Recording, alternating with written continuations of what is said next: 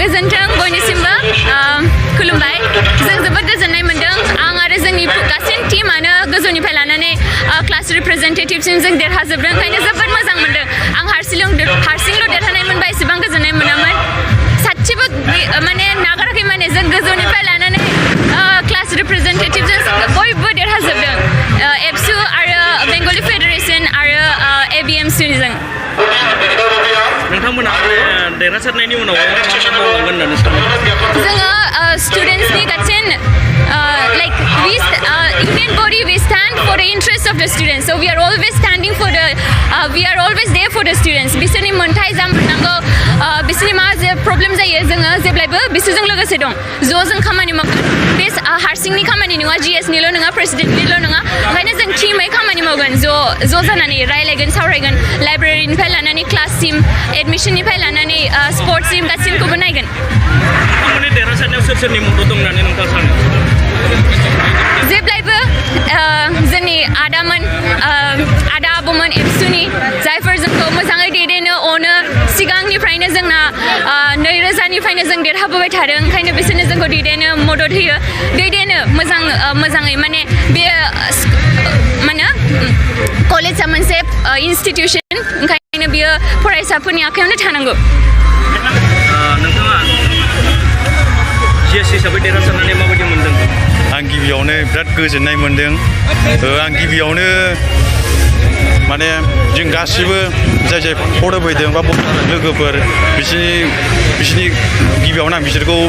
साबायखर बावनाय जाबाय ओमफ्राय सेकेन्डआव जोंनि बिजनि आनसलिक जा जोंखौ हेफाजाब होदों फारफ्रोमबो बिथिंनिफ्राय आं बिसोरखौ साबायखर बावहरबाय ओमफ्राय जेसेखिनि बिजनि आनसलिकनि सिङाव बेसेबां आन्डार इउनिट दं बेफोरनिफ्रायबो जेसेबां हायो एसेबां साबायखर बावहरनाय थाबाय ओमफ्राय माने मा बुंनो आरो बिराद गोजोननाय मोन्दों देरहानानै मा आफादफ्रा जोंजों बे ABSU थाबाय ओमफ्राय ABBYSF ओमफ्राय बेंगलि फेडारेसन माबा ABMSU नोंथाङा नैबे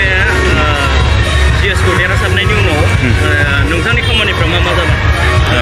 मा मावनो लागोन गिबियावनो गासिबो स्टुडेन्टजों गावजों गाव मिलायनानै अनलायनाय खौसेथि बे थामोनथाखौ गिबियावनो लाग्रोनाय जागोन ओमफ्राय बिनिफ्राय गासिबो प्रब्लेमफोर स्टुडेन्टफोरनि जा प्रब्लेम जायो गासिबो बिथिंनिफ्रायनो गासिखौबो मावजोबनो आखायाव लानाय जादों मोनसे गोजोनथाव खौरां गोजोननि नोगोर क'क्राझाराव थानाय बाजार इन्डिया आरो MRM हस्पिटाल साखाथियाव बड'लेण्ड थेरापिस्ट सेन्टाराव थुब्ला ब्रह्मआ गुबुन गुबुन रोखोमनि सानाय सुनाय गोनां सुबुंफोरनि थाखाय फाहामथाय होनाय जायो जेरै जान्जि सानाय हान्थु सानाय गोदोना सानाय आदै सानाय आफादावदै सानाय जानजि जरा सानाय खर' सानाय सिनस्रि जरा सानाय बैफोरबायदि सुबुंफोरनि सानायफोरखौ फाहामथाय होबोगासिनो दं सोरबाफोर बे बेरामाव गोग्लैनाय सुबुंफोरा बे खाबुखौ लानो हागोन गोबां मिन्थिनो थाखाय नैबे जानबुं नङाव फन खालाम 9974030738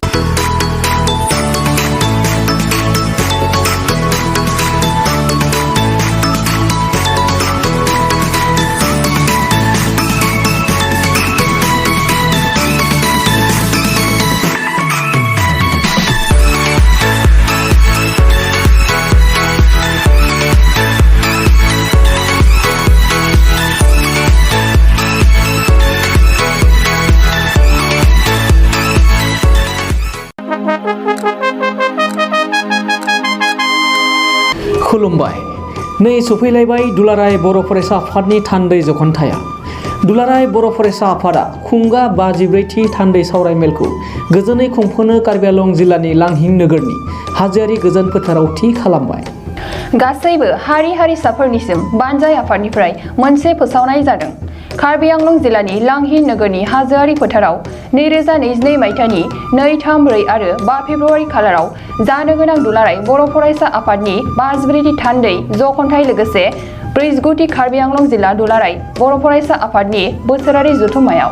जायफोर बर' फालांगिरिफोरजों लोगोसे आसामनि जायखिजाया हारिनि फालांगिरिफोर जेरै book stalls, tea stalls, vendors, hawkers बायदिफोरजों लोगोसे बर'नि गाननाय जोमनाय, दख'ना, गामसा, आर'नाइ, टेक्सटाइल्सनि बायदि रोखोमनि जि जोम दिन्थिनाय आरो फाननायनि थाखाय गिदिरथार मोनसे एग्जिबिशन लानाय जादों। बेखायनो जायखिजाया गोसो गुदुं फालांगियारि बिथांमोनखौ फैगौ जानुवारि दाननि 20 खालारनि सिगां गाहायाव होनाय 86389111317896968903 जानबुं नङाव सिगांग्रो खौरां लाना गावनि मुं थंफोरखौ रेबथुमना लाहरखानायजों लोगोसे गोरोबथा खालामनो थाखाय खावलायहरनाय जाबाय। गोजोन्थों।